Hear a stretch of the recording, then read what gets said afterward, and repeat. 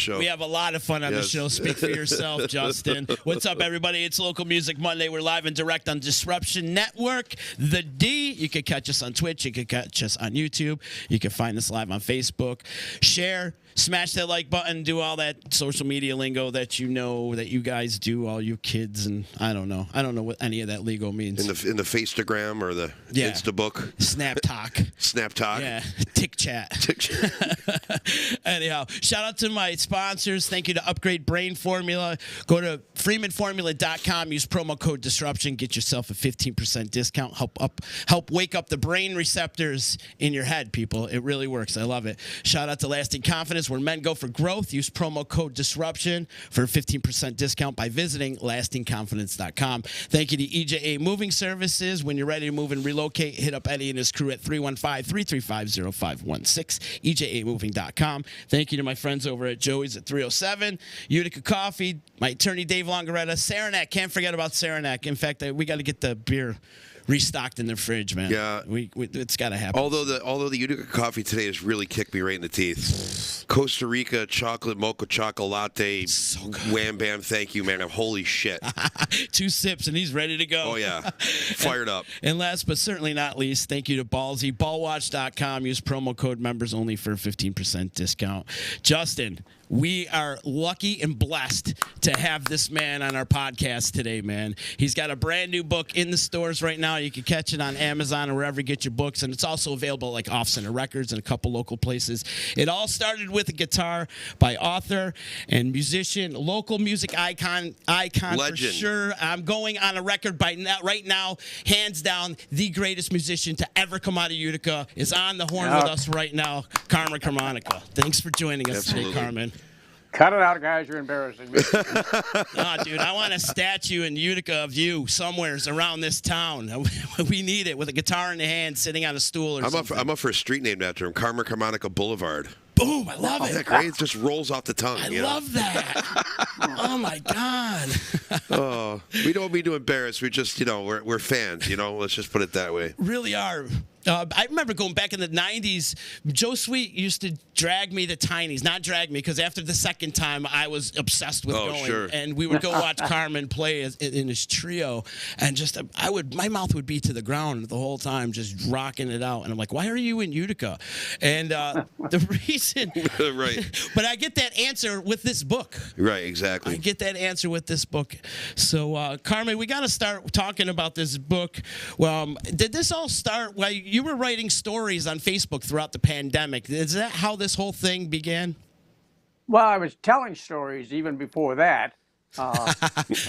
Nobody can accuse me of not being a long-winded fool. Somebody asked me a question, and I got a story to exemplify my opinion about it. But in any event, yeah, I did start writing them down, and never with the intention that it would actually turn into a book that you could hold in your hand. I really never thought that was going to happen. But, I did post them on Facebook, and I got so many people say just what you said. You should write a book. And yeah, I should write a book. Yeah, I should go to the moon, too. But as it turned out, technology, and I was just talking about that, how I'm really kind of a technical dummy. Technology came around to a point for anybody that's got something to say and takes the time to write something can get it published, self-published. And it's available, and all of a sudden there's the book. So yeah, now COVID was the final impetus. Once I was kind of isolated, I had to stop teaching. I was seeing too many people every month to be able to really keep myself protected. And I have COPD, as you can tell by the oxygen tube in my nose. So I'm not a good candidate to get a respiratory illness. And so they said, okay, better stop teaching, go home, isolate until the vaccine comes out. So that's what I did. Now here I am at home. I'm used to going out every day, talking to people, playing, doing all of this, to coming home and, just sitting around. So I said, well, maybe you should rewrite those stories or start doing that.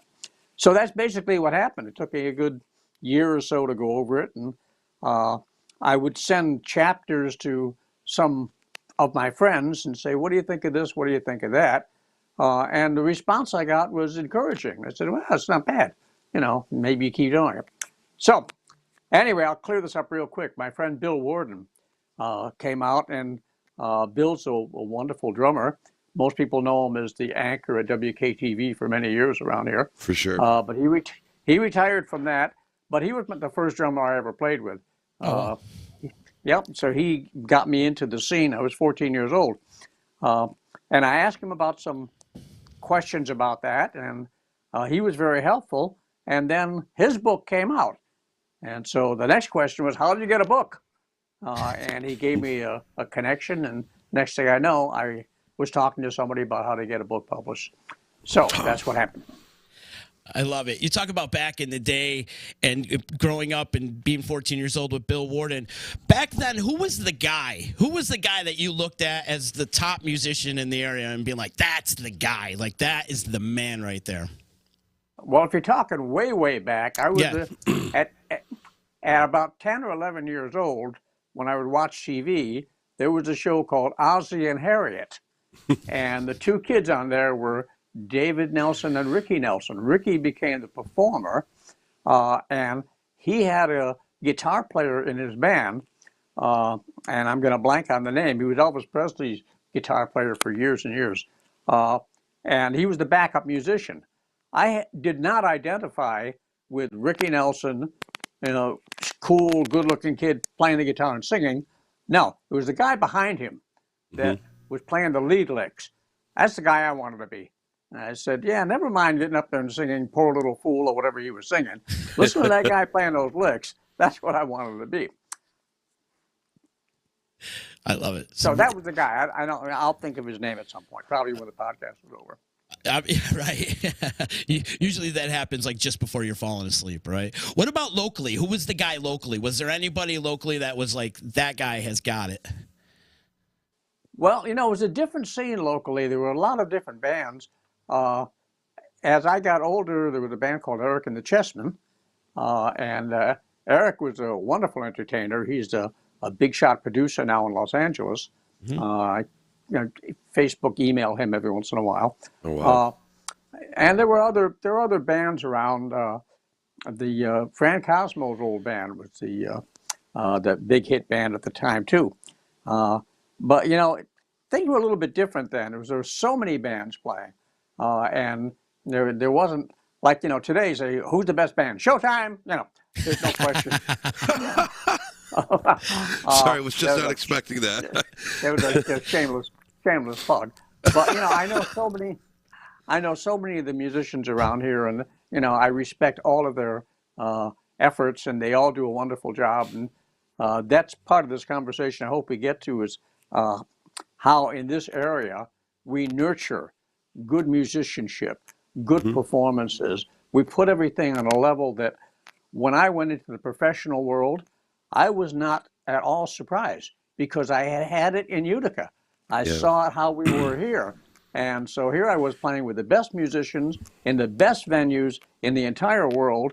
And it's the same as playing in Utica, even though the surroundings were a little more modest. Sure. The concept was there. So, hey, whatever it is in our water, whatever happens. Let's keep going. Hey, Carmen, going, does James Burton ring a bell? Burton, that's the guy. Thank you. James Burton. Gotcha. When do you get to be my age? You'll forget to. Oh, I've already forgotten everything. Trust me. You got anything? Huh? No. Okay. No, I just looked that up. Oh, I got you. I just had to look that up because I thought maybe when somebody was commenting, it was on the tip of my tongue, and I had to look it up because he couldn't remember it. So I was like, well, I should probably look it up because I want to know, because it's on the tip of my tongue too. Well, Carmen, I want to expand on what you were just talking about and how we nurture the musicians around here. What do you think it is? You just compared Utica, New York, to pretty much every great venue and musician that's out there. What do you think it is about the area? Well, I think if you go to hear a band, you're going to hear that quality. And if you care about your playing, you're going to strive for that quality. I can remember, from a jazz standpoint, when I wanted to hear a jazz guitar player in Utica, there was one. There was a guy named Gates Centino, a couple of years older than me, and I must have been 16. He must have been 18. Wow. He was playing a jazz gig as what later became the Club Monarch. I don't know what they call it now, but Still the same, yep. yeah. And he was up there with a jazz trio, guitar, upright bass, and drums. And this is way back, in the late 50s. And there was a local guy being able to play a jazz gig. Or you go to Birdland, downtown Utica, and you could hear a jazz organ duo or trio of incredible quality. Same thing with the rock bands. You go to hear Holiday or any of the bands that were around, and they were excellent. And so if you were going to put a band together, that's your standard. You got to get as good as these guys, otherwise nobody's going to come and see you. Right. Being that we're on the same line, I think we were talking about this last week too, with like the train line from Buffalo to Albany, and there was all those players that would come through, and Utica was like a stop on that. You know what I mean? And yeah. I mean, you would remember this. I mean, this would be my question. Did you ever find that these people would come in, stop in Utica, and immediately look for players when they got there? You know. Yeah, I think it was not necessarily stop and see who's there, but they would actually hear about Utica players and recruit them. Right. There's a passage in my book where I talk about how I got from being a local musician to suddenly being on the road as a professional. Yeah. And there was a Syracuse native, Jimmy Cavallo. Jimmy was an icon in the 1950s. He made a movie, or is part of a movie, called Rock, Rock, Rock. Mm-hmm. And that helped to introduce rock and roll music, then called rhythm and blues, to the world, and the American public particularly. And he had, at this point, later on, this is now the 60s, changed his style to reflect the music that was being listened to. And it was a little bit more varied. On the radio, you could hear a Frank Sinatra song, then you'd hear The Girl from Ipanema, and then you'd hear Run Around Sue.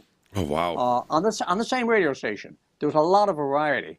And so Jimmy would change his show, so instead of just doing rhythm and blues and basic rock and roll, he would appeal to a wider audience. Mm-hmm. So he was putting together a band for an East Coast tour. As it so happened, he had an incredible guitarist, I believe the guy's name was John Latosha, that had a reputation of sounding like a full orchestra by himself. Wow. He put a little bass and drums with that, and Jimmy played saxophone, and off you go.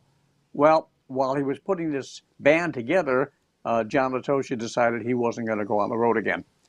So Jimmy put the word out, and a friend of mine, a piano player in Utica named John Colenso, called himself Johnny Cole back then, said, "Oh, I got just a guy for you. Just what he does. He makes the whole band sound like an orchestra. Here's his name." And so I got a call from Jimmy Cavallo, come down and audition for this gig. So he was looking, and he looked, sure, I'm sure he probably looked in Syracuse, Rochester, Albany, but he definitely looked in Utica because the reputation was a lot of good players come out of there. Mm-hmm. Notably at that time, the Zitos. We had Torrey Zito, who became the conductor and orchestrator for Tony Bennett, Ronnie Zito, the drummer for Bobby Darin, and still an amazing studio drummer. And he had a brother named Art Zito who played bass, but the list goes on. A lot of people came out of the Utica area and it was well known. So to answer your question, yeah, did they come in Utica looking for people? They absolutely did. They knew this was a good place to find them. Mm. They're trying to steal our guys. Yeah. Hey, Carmen, a lot has been said about this. Wait, where is it? I just lost my notes. Oh, there it is. I actually prepared for a podcast for once in my life, and then I lose my notes. I can't believe you. See what happens when I prepare? See what happens? Dude. It's mentioned a lot in the book. You could take the boy out of Utica. You can't take the Utica out of the boy. Is there a story that you could tell us that's not in the book? Because I don't want to give away a lot of the book, but is there a story you could tell us that's not in the book that exemplifies that statement? Let's see. Well, I know one of the first times I left town and found myself in a big city type of situation, I was looking for some present to bring home to my wife. And I had only been married for about a year when I had to tell her, hey, I got an offer to go on the road, so what do you think? Needless to say, she said, well, not too happy about that, but I was looking for some kind of peace offering. So here I am in Baltimore in a very expensive store, and I found a pair of salt shakers, salt and pepper shakers. And of all the choices I picked out, there were two molded ceramic ones, and they were two little piggies, kind of leaning over one another. It was kind of loving and cute. But it was anything but sophisticated. So here I was with these worldly road musicians in a very expensive store, picking out a gift from my wife. And what did I pick out was two very farm-like animals to bring her home. And they let me know about it. They broke my chops about that for the whole day. Yeah. So that part of Utica stayed with me. Justin. Okay. Huh? I still have them. No. I still have them, by the way. All right. Let's see. What else do I got for you? I got Carmen, I also want to know your Mount Rushmore guitar players. Who would be your Mount Rushmore guitar players? Oh, well, let's see. You got to put them into categories here because, first of all, I love anybody that sincerely has their own voice through their instrument. That to me is, the most important thing. I love that. I know there are many people that, well, when I was teaching, I used to tell people there are 3 steps to musical nirvana as far as I'm concerned. There's imitation, where you take somebody's solos or how they play, and you try to learn it note for note just the way they did it. Then there's emulation, where you kind of got your own ideas, but you play it as if, I want to play this as if I was Stevie Ray Vaughan, or as if I was Wes Montgomery, or whomever. And then finally, we hope, there becomes innovation, where you've got everybody's style kind of figured out, and you're gravitating to the ones that you love, and you've emulated stuff like they would do, and now you've got your own ideas on how to do them. So imitation, emulation, innovation. And if you look at that, for example, Joe Bonamassa, people ask me questions about, I had the pleasure of teaching Joe for a few lessons. And I got to say this since I happen to mention this. He walked in that door as Joe Bonamassa.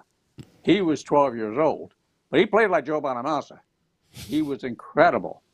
And we had some nice sessions, but I don't think anybody can take credit for his success and his style other than him, because he just delved into every detail and did a wonderful job developing his own voice. And what I was getting at is when he first started to make it, there was some criticism that, well, he's not really, doesn't have his own voice. He sounds like, like Stevie Ray, or he sounds like this or sounds like that.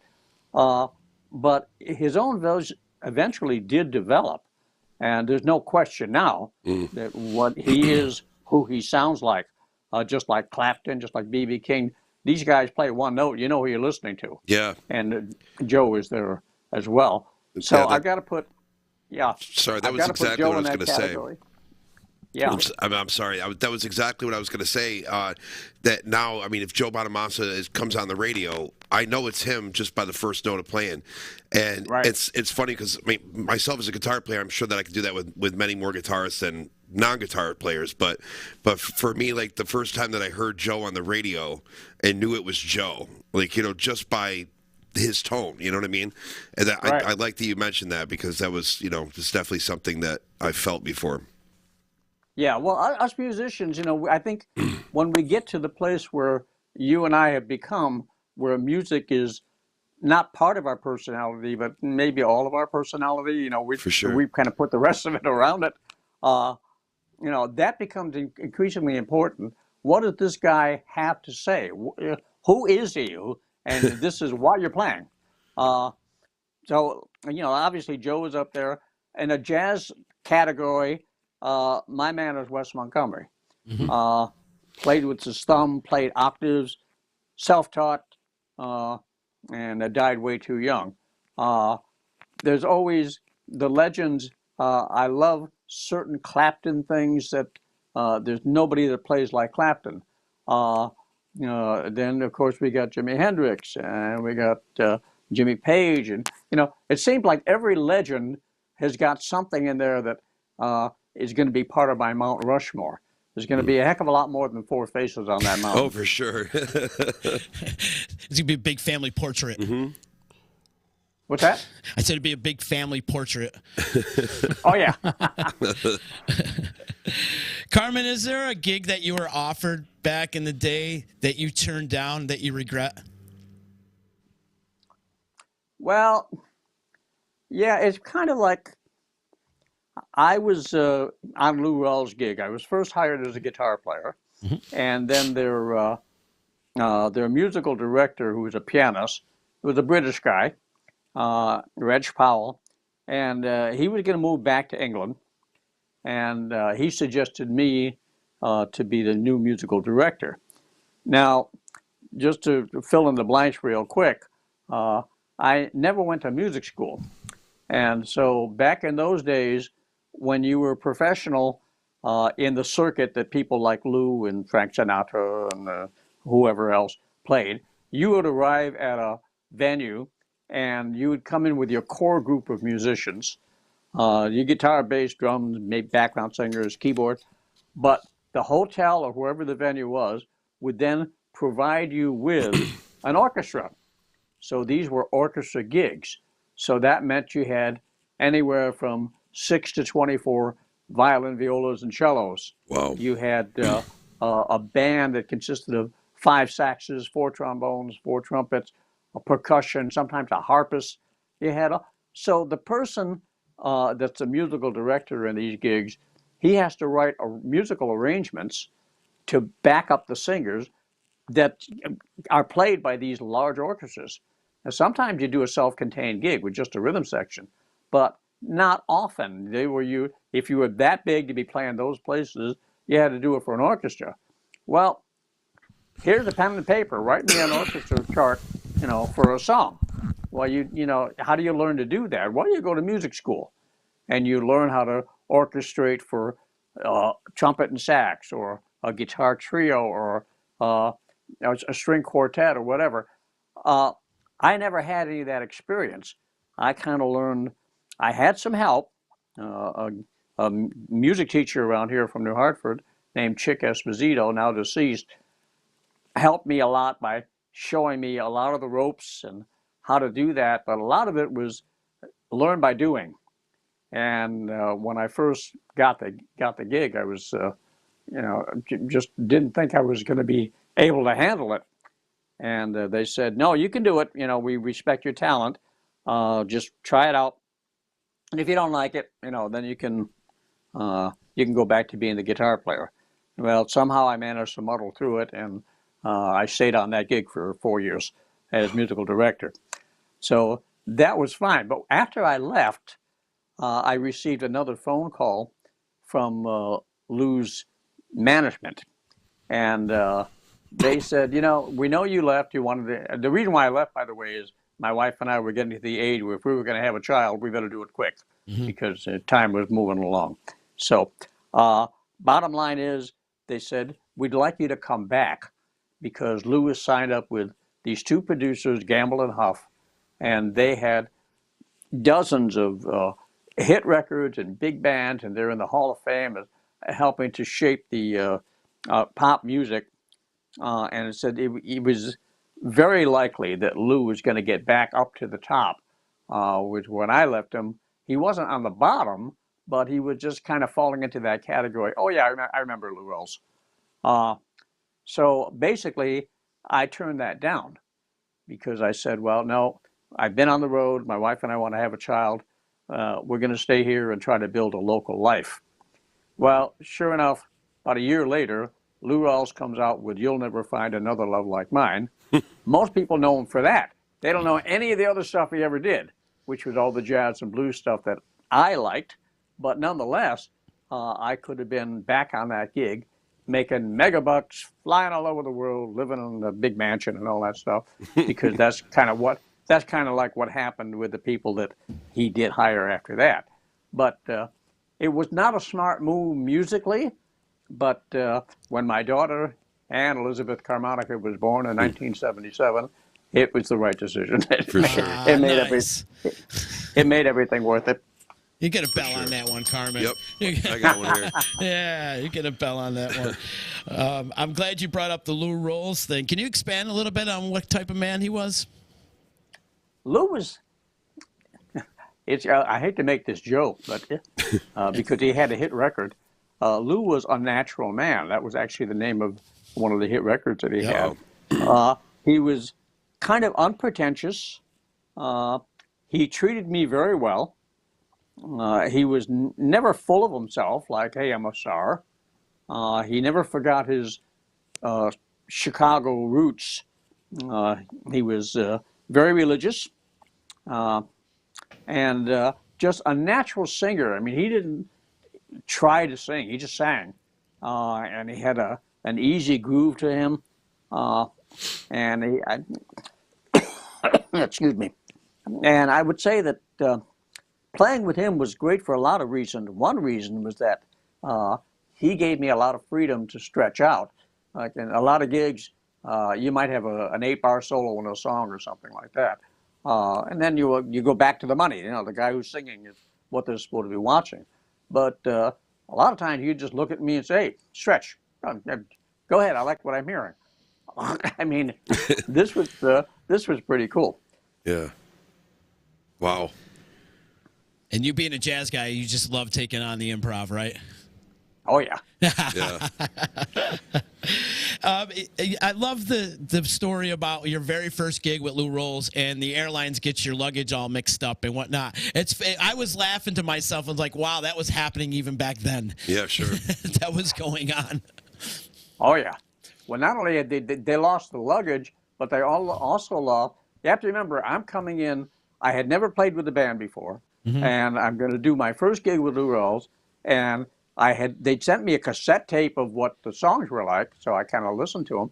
But the arrangements, the music that I was supposed to read, was in that luggage. And so when I got there was no music to read. And I didn't write anything down. I mean, I just had a cassette. And we found this out about 4 hours before I was supposed to go on stage with Lou Rawls for the first time in my life. So, yeah, I had to, wing it. Luckily, all of those pickup gigs that I played around town prepared me for that. It said, oh, we're going to do such and such a song. I said, great. What key? Right. Okay, let's go. And then you just kind of follow it, and hopefully you've heard some stuff. Or if you can see the bass player, look at his fingers, and maybe you can pick out what the next chord might be. So we got through that all right. Carmen, all that time spending in Vegas, and you had a little bit of free time, and you learned how to fly. When was the last time you actually flew a plane? Oh, I think I gave it up in 77, about the year that my daughter was born. Gotcha. Yeah. Yeah, there was a good reason for that. Is I was, at that time, I had left the road, and there was really little reason to fly an airplane. It's not like I had to be any place particularly. And I was told by an insurance agent that if I wanted to have good insurance for the family, I could not have a pilot's license because they have a lot of defaults in there where you're not allowed to. If you have a pilot's license, certain insurances are not available to you. So it's possible that if you die in an airplane crash, unless you're a ticketed passenger on that particular aircraft, they could deny your coverage. Wow. So that said, okay, so much for that. There are a lot of other reasons too. I found out one of the reasons why I decided to learn to fly is I was a white knuckle flyer. When I was 21 years old before I took my first airplane ride, and for a while it was fun, and then I started to worry we were going to crash. So that can kind of get on your nerves. And at some point I took a ride in a small plane, and I said, well, this isn't so bad. Maybe I should learn how to do this myself, and it'll get rid of my anxiety. So I learned to fly, and the only time we had enough time for me to actually set up lessons, we worked these gigs in Las Vegas at the MGM Grand, where we had 4 weeks in a row in the same place. And we did this about every 2 or 3 months. So that gave me enough time to get settled in with a flight school, take lessons and all that. And the good news about Las Vegas back then, a little different now, so crowded, but if you lose an engine, you could just kind of look around, and not too far away there'd be a big patch of desert where you could put it down. And if you lose an engine around here, you got to pray that there is some place you can put it down if you're not near an airport. And then you've got to watch out for all kinds of stuff, traffic and phone wires, and it's just an absolute nightmare flying over populated areas. But back then, you know, Vegas, even though it had almost 1 million people, it was all kind of combined. And an airplane like that, you could have a glide ratio of 10 to 1. So if you were up 1,000 feet, you could glide 10,000 feet and find yourself, and you know, as you know, that's almost 2 miles, to find some place to put it down. And you're likely to find it. Especially in those desert winds will carry you along too. Right. Oh, yeah. Keith James, a very, very good piano teacher and keyboard player in the area. He also is a pilot, and he commented on our podcast here that he would be happy to take you up again if you're willing. I've had the offer many times. For sure. I appreciate it. Thanks, Keith. There's so much I got to talk to you about, these people that you've come across throughout your career. You playing Midnight Special. Did you have any encounter with Wolfman Jack? Did you have any sort of interaction, or was it just kind of an in and out thing with him? Kind of an in or out. With most of these guys and shows like that, I had the same question when you're on a gig like that. We did Johnny Carson, Merv Griffin, Mike Douglas, Dinah Shore, you know, the Mandrell sisters, on and on. And in almost all cases, you briefly meet the host of the show. And then the rest of the time, you're in your dressing rooms or in the green room or on stage. So you don't really like hang out with these people having coffee. So, yeah, they were all brief encounters. But awesome. Just like you had a brief encounter with Michael Jackson. I like that little story, too. That was pretty neat. Yeah, definitely. You got to meet Michael Jackson briefly. Oh. Yeah, that was kind of fun. What was interesting there is I'm just going, you know, when you're doing that kind of stuff every day. In fact, I just had a note from one of my former students telling me about that same thing. He said, "Wasn't that cool that you met Michael Jackson?" And I responded to him, "Yeah, when you do it every day, it's kind of like all in a day's work. Right. You know it's important, but you don't really think, well, how important it is. Then, you know, 40 years later, you look back and you say, wait a minute, you know, here I am going up to the light booth. I'm going to hand the guy the list of songs we're doing and then say, okay, we know how to light these songs. They get the order so they're not surprised. And you meet Michael Jackson. And that happened to be the year that the Jackson 5 were stopping being the Jackson 5. And Michael was going to go off on his own. So that was a very significant time in his life. And he was just a kid. He was, I don't know, was he 14, 15, whatever he was. And a very nice, respectful kid. And he was a fun little thing. He stumbled over my name, trying to pronounce it, shook my hand, and told me he was a big fan of Lou Rawls. Oh, that's nice. So I thought, okay, well, here you go. Good seeing you. Enjoy the show. And now I'm walking back to the stage and thinking, oh, yeah, nice kid. Yeah, Michael Jackson. Michael Jackson. I just met Michael Jackson. And it suddenly dawned on me who I had just met. So if I had thought about it back then, of all of these amazing experiences that I was having, and putting them in perspective to what life is about, I'm glad now at least I can look back at it and say, that was pretty significant stuff. I don't take it for granted. I feel like I'm very blessed and very lucky to have had those experiences. Excellent. I imagine it was a frequent occurrence of people tripping over your last name, being out on the road. Yeah, pretty much. Yeah, they ended up with. Well, some people made it into a joke. I remember we did a telethon for St. Jude's, and Danny Thomas was the host of that. And after the telethon, there was a banquet for everybody that participated. And so there was a line, and we're going through the line meeting Danny Thomas. He wanted to personally thank each and every one of us.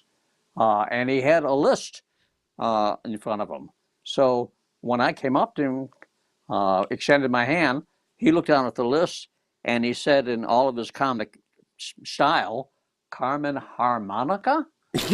And I wasn't sharp enough to realize he was making a joke. And I said, oh, no, sir, it's Carmonica. He says, I know, but Carmonica's not funny. Harmonica's funny.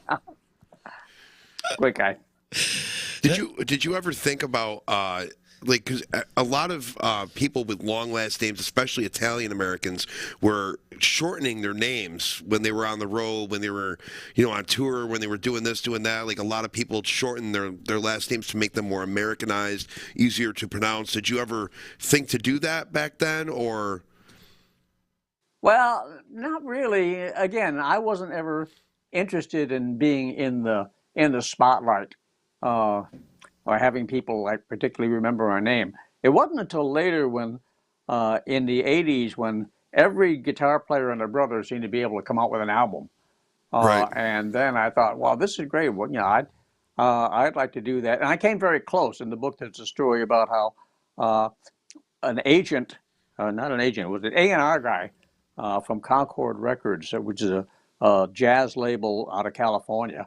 I don't know if they're still around, but they were putting out a lot of guitar jazz, and he had come to see a Lou Rawls show, and he thought there might be a possibility of getting an album made with me. So he set up a whole thing, and I was supposed to go to LA and cut a demo with a studio band. So when I called to verify the date, the receptionist said that he wasn't available. And after a little more digging, found that he had left the record label, and they wouldn't give me any information on him. And the only number I had for him was the record label number. So that never happened. But even at that point, it would have been foolish to try to change my name. Say, if you're going to have your own record, why would you want to call it something that isn't you? Mm-hmm.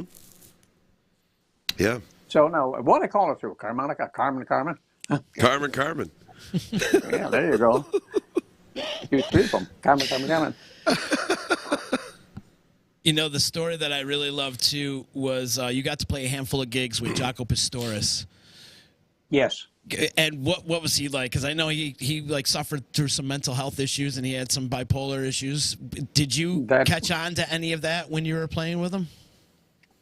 It wasn't until it was too late to do anything about it. When we first ran into Jaco, he was the bass player for the house orchestra that was provided by the Bastards 3. And it was obvious that he was a great player. But when he was playing for that band, he played in context. And so there was never any reason to doubt that he would continue to do that. When our bass player decided he had enough of the road and wanted to go home, I suggested that we get Jaco, first of all, because we're going to be playing that room, and it'll give us a couple of more weeks to find somebody. And then Jaco was pretty much ready to move out of the Florida area. He had already made connections with the Weather Report, and there were rumors that he was going to be joining up with them, which eventually he did.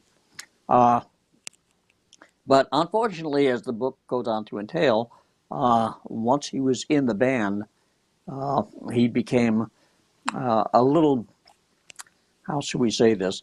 Ego-driven? Well, I don't know if that was the case or if he really thought that he was improving the music. It's hard to say because he went from being a very running barefoot on the beach, drinking pure orange juice kind of guy to being a little bit arrogant. And he was talking about, it was overheard him saying that, Lou's book isn't very good. He should change these tunes. He really needs some new arrangements. This is all not happening. And then instead of playing things straight the way it had to be played, he started dressing them up to the point where Lou was singing a ballad one night in Orlando, and Jocko was playing so much stuff behind him that Lou got lost. He literally lost where he was in the song. And that was the night that they asked me, that Lou asked me to fire him, which I had to do. But it's hard to say if it is incredible because he was such a magnificent and talented bass player. But as his history bore out later, he became a terrible. His illness got the best of him, for sure, and he was eventually beaten up and killed because of it. Mm-hmm. Yeah. Does Lou give you the "That's it, all done, I'm done"? Yeah. Give him the hook. Man to man, though, Carmen, how hot was Raquel Welch back in the day, man? Wonderful lady. I got nothing bad to say about her at all. Yeah. What was great for all of us, there two of us came out of the Utica area, me and my friend Charles Frictel, who was just here visiting, and that was his first professional gig. I got called to do the gig, and they said, "You know, a bass player?" I said, "Boy, the guy playing in my trio, he can do it." So we went out together. And then a drummer that used to be on the Wells gig made up the rest of us. Bottom line was that Raquel treated us like we were the greatest musicians in the world, and she was a wonderful hard worker. She decided that the audience deserved her best efforts, and she was going to give it to them. So she put on a heck of a show. I would never thought she was anything prior to that experience. So just she's just another sex symbol, take the money and run. But no, she was a good singer, a good dancer, a good performer, and she was really nice to us guys. That's awesome. I can imagine you getting lost in the middle of that show, playing music, and just because she's your front woman, you just kind of get lost. Like, where are we again? You just kind of get lost staring at her, if you will.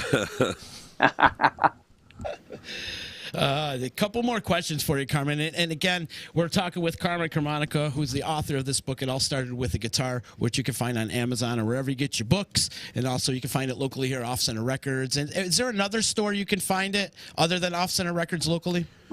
Right now, it's just Off Center. Okay, cool. Go see our friend John Keller over there, and he'll take great care of you. That's where I got mine. Just you got to support the artist, right? Always got to support the artist. That's why we do this. Absolutely. Carmen, what kind of advice do you give a band that's just starting to tour? Just started to tour? Yeah, just to go out on the road and just breaking away from their hometown. Like, what kind of advice would you give a band that's up and coming on tour? Well, I think you've got to have an act together. You've got if it works at your hometown, it's going to work everywhere. True. So you've got to have an identity. You've got to stick to the identity. It kind of depends on what kind of band you are too. If you're a cover band and all you're doing is covers, then you got to decide who you're going to cover and how you're going to cover them. If you're an original band, which is I'm sure much harder, then you're going to be true to that, and your choices are a lot limited, a lot more. But I found that if you have a successful formula, no matter what kind of band you're in, you got to believe in it, believe in yourself, and just do your thing.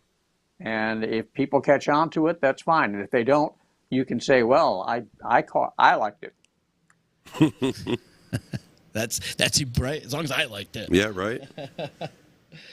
Carmen, if you go back in time, back into the 70s in your heyday when you're conducting Lou Rawls' band, and you could give yourself some advice, what would be the best possible advice you could give yourself back then? Don't get so nervous.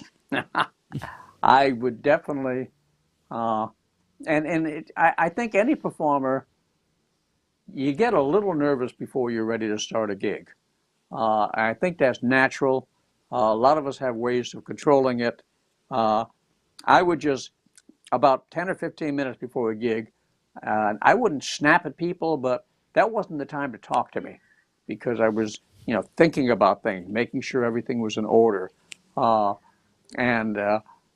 The result was, okay, after the 15 minutes of, oh my God, curtain's going to come up, make sure my tie's straight. Where's my tie? Oh, I'm wearing it. That kind of stuff. Once the show started, it was like, this is fine. This is where I live. This is where I need to be. And I remember one time, one of the first times I conducted a large orchestra, I was very aware that some of the people in that orchestra had backed up many, many famous people. And they were all very nice and very respectful of me. And I'm looking over my shoulder. I wonder if this guy knows I've never been to music school. What the heck am I doing up here conducting these guys? And you worry about stuff like that. I guess that's part of the basic non-confidence that I've always had to deal with. Right. But I think that would be it. I would remind myself, don't get nervous. After the first couple of minutes, you'll be fine. And it always was. No matter how big or how small the gig was, I was always nervous before it. And then a few minutes into it, I was fine. So I guess that's what I do. I tell myself, just chill, man. Yep. Just chill. My goodness. I had an opportunity to take a lesson from you years ago, and when I was living at home, and I had a gift certificate, and I never made the appointment to go up and have a lesson with you, and I regret that. It's one of my big regrets in life. But What? I know. I could never afford to get lessons, really. Like when I was growing up and stuff, like I really couldn't afford to do it as much as I wanted to do it. That was the excuse I was given anyway. So, however, when I was in high school, I was able to. We did the Hamilton Jazz Festivals. We would go there. We were one of the schools that got to go there, and the first year that I went was Duffy Jackson was playing. Oh yeah. You remember that year? And the bass player was oh God, who was the bass player? Upright guy. Was it Keeter? Keeter Betts, right? Keeter Betts? Yes, it was. It was absolutely Keeter Betts. And we all split off, and I was so excited because I finally got to have my lesson with Carmen. And so we all sat there, and you did the lesson. And I must have done well because the next year we went back in and you recognized me and you said, well, you know this lesson. I taught it to you last year. Why don't you teach it to everybody this year? And I was like, okay. So I was able to do that, which is definitely one of my favorite memories with you. So I just had to throw that out. But the cool thing is, Anthony, was listening to, because they played afterwards, like after everybody got, their group lessons and stuff, like that group of guys came out and played together. So you got like all these famous guys playing in front of you and showing you what true improvised jazz sounds like and like what it's supposed to feel like and stuff, and how much of it was so much feel and less of reading the music. You know what I mean? In a sense, it just it was awesome to see. So they were very well attended and successful seminars. It's too bad they couldn't keep going. Right. As usual, it probably had something to do with funding. I don't know for sure how that whole worked. Yeah, because we definitely loved them. We definitely loved them. I mean, we were Jose, Joe, and I, who are still together. We were the rhythm section in our jazz band in high school. That was, we were already in a rock band, but we were the jazz band rhythm section. Yeah. So that was really cool. We got to experience all that together. So that's good. You expand your horizons. It helped so much. Yeah. I mean, definitely. I was just learning how to play lead guitar at the time and teaching myself, obviously, and but learning, like watching Carmen and learning how to improvise, like how you got to kind of feel your way around it. But it was all about, I don't know. I feel like that when you improvise, it's about, like you said, finding your own voice and feeling that the song and feeling your the guitar through your hands, like that whole thing. It sounds cheesy, but it's real. It is real, absolutely. Mm-hmm. Well, that's the one thing you could teach theory to your blue in the face, right? But the one thing you can't teach is the groove, the pocket, the feel. You can't teach that. That's just if you got it or not, right? Mm-hmm. Yeah. Carmen, another question I got to ask you too. The beautiful piece that I took from your whole book is how supportive your wife was throughout all these years. And, honey, I'm going out on this gig. Okay, well, and she was super supportive. How important is it to have a woman to have your back like that? Couldn't have done it without it. Mm-hmm. You probably remember the chapter called "The Gambler." Yes. Where in a supreme I was going to say moment of weakness, but it was not a moment. It was a long time of weakness where I ended up gambling away the money I was supposed to be bringing home. And I expected her to climb all over me and beat me up and say, "You jerk, you got a family to support and you're gambling your money away. What's wrong with you?" But instead, she said, "Well, we'll get through this somehow." And then kissed me on the cheek and said, "Would you like a cup of coffee?" Oh, That was her way of babying me. At that point, I was able to take what could have been a serious gambling addiction and stop it because of her support. If she had done what I thought any woman would have had the right to do, like if they beat me with a baseball bat, I probably would have said, "Well, it's my money. I can do what I want with it." Whatever. But all the way through my career, whether I was making good decisions or bad decisions, it was like, "Okay, I know you've got to do this. I wish it wasn't true, but you've got to do this. So I'll be here when you get back." So yeah, I think that's very important. And I also think it's unreasonable for a lot of people to expect that, especially in my case, when we got married, I was I was in Utica College, planning to be an English teacher. That was her expectation. She was already teaching second grade. So it was going to be a couple of teachers in a nice little picket fence house in someplace in South Utica, wherever, and living that way. And then all of a sudden, oh, guess what? I'm quitting college and I'm just going to play and teach. Okay. And then next thing, oh, by the way, I got an offer from this guy from Syracuse who wants to go on the road. We're going to be playing in Baltimore in 2 weeks. Okay. But each time was like, try it. If it doesn't work out, you can always come home. That was that was the end of all of those conversations. If it doesn't work out, you can always come home. And as you can see, deja vu all over again in the book, that happened again and again and again and again. Go on the road, come home. Go on the road, come home. Go on the road, come home. And each time she welcomed me back. And like I say, that to me, and I've heard so many stories about people that don't have that kind of support. And you can't blame a woman for not having that. That's a terrible thing to thrust on them. If they know it going in, that's one thing. But she didn't know that going in, and I wasn't aware of it myself. So to put a period on the thing, yeah, it's very important. And I was extremely lucky. Just one of the ways I had incredible luck in my life. It's been a blessed life, huh? Yeah. Yeah, the women are speaking out right now on here. Joe Town says, "That's one hell of a woman." Yeah. And your mom says, "God bless your wife." Old school. Yes. Yeah. Old school values for sure. Yep. Nice, Carmen. Well, I really appreciate you taking this time. I feel like this has been the most important podcast we've ever had. Yeah, for sure. For Local Music Monday. And I mean this when I say this. There needs to be a boulevard named after you somewhere in East Utica. The Caramanica Boulevard, Street, Road, whatever it's got to be called. We're going to make it happen, or a statue or something. Because I am so glad you got to document all these stories, too. Because people need to know, Do you plan on doing a second one?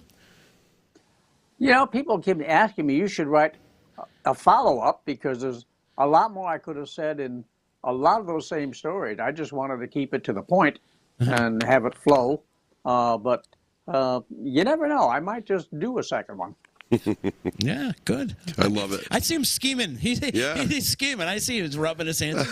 I got something in store. I'm just not going to tell you. Well, Carmen, again, thank you so much for taking the time with us to do this podcast. This has been a lot of fun to communicate and talk and converse and tell all these old stories. And if you do another one, please come back and join us, man. And it's been a joy and a pleasure to talk to you. You too. I would like to mention real quick that this Saturday we're having the book signing at Calabria Coffee, 52 Genesee Street, New Hartford. That's right on the ground floor of the building that my studio's occupied for 26 or 27 years. And if you have a book, bring it in. It's signed, no charge for the signing. But we do also have a small number of books that we can sell at the reduced price of $10. In case you don't have a book and haven't had a chance to get one, that might be a time to pick one up cheaper. And also, we have found some more of our CDs that we made. And, just happen to have. Yes. Hey, there it is. How's that? This is That's for a guy awesome. that's never been in a podcast. Okay, so and we'll have those for sale as well. Nice. What CD is that? With the ones that you have for sale? It's the only one we have. It's called Okay. Carmen Caramanica Jazz Trio. How do you do this? There we go. Live. I'll figure it out. Yeah, okay. There you go. You sure you don't want to take lessons from me on how to do this? We made, we made this CD in a church basement in Waterville, First Presbyterian Church.